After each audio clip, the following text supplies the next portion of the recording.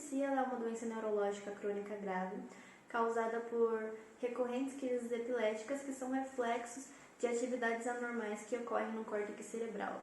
Essas atividades ocorrem a alguns fatores patológicos, como o traumatismo crânioencefálico, tumores encefálicos, AVC, infecções do sistema nervoso central ou por até mesmo alcoolismo. Antes de falarmos de como acontecem as crises epiléticas, primeiro precisamos falar de onde é que essas crises acontecem. Elas acontecem dentro do sistema nervoso, que é o sistema responsável por processar, capturar e produzir respostas aos nossos estímulos. É graças à existência desse sistema que conseguimos perceber e reagir a alterações e mudanças ao nosso redor e dentro do nosso organismo também. O sistema nervoso pode ser dividido em duas partes: o sistema nervoso central, que é formado pelo cérebro e pela medula espinhal, e o sistema nervoso periférico, formado por nervos, gânglios e terminações nervosas. A epilepsia é uma doença que ocorre dentro do sistema nervoso central.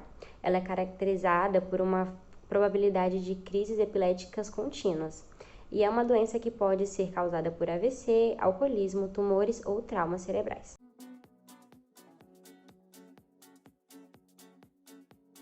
Uma crise epiléptica sempre ocorre assim. Inicia-se com uma descarga elétrica mais duradoura que as habituais entre os neurônios. O que acontece depois depende da área do cérebro que foi atingida. Se essa crise se restringir à região do braço esquerdo, por exemplo, a crise pode ser somente uma sensação de formigamento nessa parte do corpo.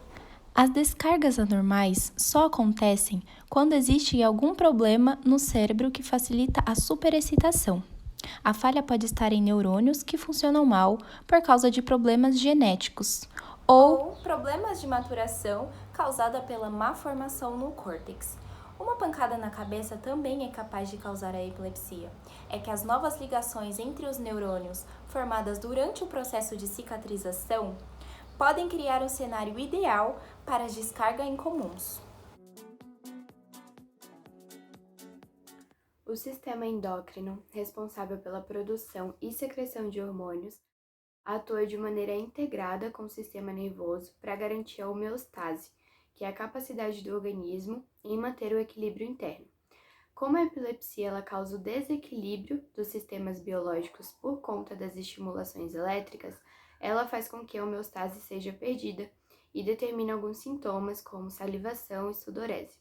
Além disso, mulheres com epilepsia tendem a apresentar ciclos menstruais irregulares em comparação com mulheres sem epilepsia, da mesma forma que variações hormonais do próprio ciclo menstrual podem influenciar nas crises, não tendo uma regra variando de mulher para mulher e podendo ocorrer no começo, no meio ou no fim do ciclo, que é mais comum.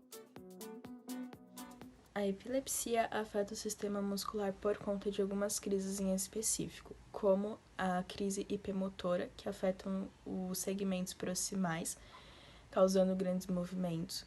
A mioclônica, que são comuns nos músculos flexores das extremidades anteriores, causando a sensação de choques. A tonoclônica, que é a junção das duas, que causa flexão nos músculos axiais. As atônicas, caracterizadas por quedas inesperadas devido à perda do tônus muscular. As crises versicas, que é a rotação anormal dos olhos e da cabeça. E as crises gelásticas, que tem como principal sintoma as crises de riso.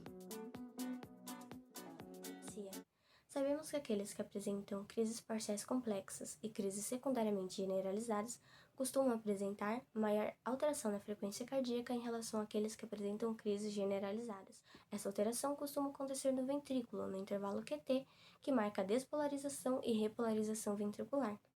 Ainda, essas alterações são mais comuns quando a crise epiléptica tem origem no lobo temporal, que faz parte do córtex límbico e está ligado às estruturas do controle autonômico. Alguns estudos ainda apontam que essas alterações podem estar ligadas a outros fatores, como a perda celular, a perda seletiva de fibras aferentes e também a reorganização sináptica da amígdala. Dando continuidade ao sistema cardiovascular relacionado com a epilepsia, em pacientes onde o tratamento farmacológico não tem uma melhora significativa, o processo de isquemia pode ser observado, que é a diminuição do fluxo sanguíneo, podendo levar a um ataque cardíaco. Já em pacientes afetados pela morte súbita na epilepsia, podemos observar uma taquicardia precedida 8 minutos antes de uma crise epilética, podendo conter 10 batimentos por minuto a mais do que uma pessoa que não vem a óbito. É comprovado que indivíduos que têm a doença têm de 2 a 3 vezes mais chances de morrerem por morte súbita do que aqueles que não possuem. A epilepsia afeta o sistema respiratório, pois no momento da convulsão, o cérebro libera os opioides. Em grande quantidade, faz com que o sistema respiratório entre em colapso. A fenitoína é um dos remédios mais utilizados para o tratamento de crises epiléticas, só que ela pode trazer algumas consequências. Uma dessas consequências é a deficiência de folato, que é quando os níveis de ácido fólico, popularmente conhecidos como vitamina B9, são insuficientes. E essa vitamina ela é muito importante para a formação de DNA e RNA e duplicação das células, consequentemente sendo essencial para um bom desenvolvimento de um feto.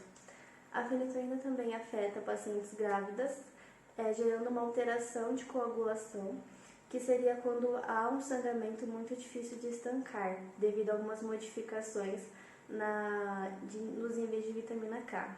Todas essas alterações podem agravar o número de nódulos linfáticos e podem raramente também gerar um linfoma. Um linfoma seriam cânceres que atingem certas células do sistema linfático.